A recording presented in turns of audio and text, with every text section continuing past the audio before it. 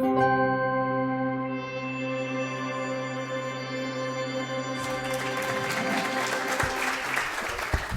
à tous. Good morning. Very good. So it's a pleasure to be here, and thanks a lot for the invitation. We as Danone here, I guess, are representing the private sector view.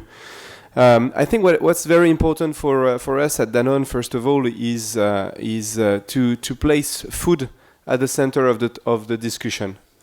We acknowledge that the consumers and the people are facing a disconnection between what they eat and the impact it has, and that the private sector and the food companies have contributed to this disconnection. And this is very important for us to work on principles that can reconnect the consumers with what they have in their plates. And they ask us three big questions when you look at it. Is what I eat good for me, for my health? Do I really know what I eat? And is it good for the world I'm living in? And I think the order of importance can be very different depending on the consumer itself and its profile. But these are the three main questions that people ask us. And what is very commendable when we talk about the 4 per 1,000 initiative, when we talk about soil sequestration, is that we talk about the practice itself. We talk about how concretely on the ground we can improve and bring agriculture as a solution. And Mr. Le Foll, I think I fully agree with what you said. We have to show that agriculture is a solution. It's not a problem. It's a solution. And changing these practices will take time. So Danone as a company has been through a journey for many years around this topic, partnering with others, being one of the founders of the Livelihood Carbon Fund, for instance, that Bernard Giraud is leading, but many other initiatives, because we believe that this reconnection is also reaching out to others and forming alliances, because alone we cannot do it. But what can we do? First of all, we can have an impact on our supply chain. Our supply chain today is about 1.5 million hectares. It's half of Belgium. It's small, but it's big. It depends the way you look at it. And when we take the commitment of being carbon neutral by 2050, and when with my team I make the calculation, I know that 1/3 of my pathway to carbon neutrality is soil sequestration. Without soil sequestration, I cannot make my commitment as a company. So I need to change my practices upstream. And this is unlocking solution, because I enter into a different type of discussion with my upstream. I don't talk only about price.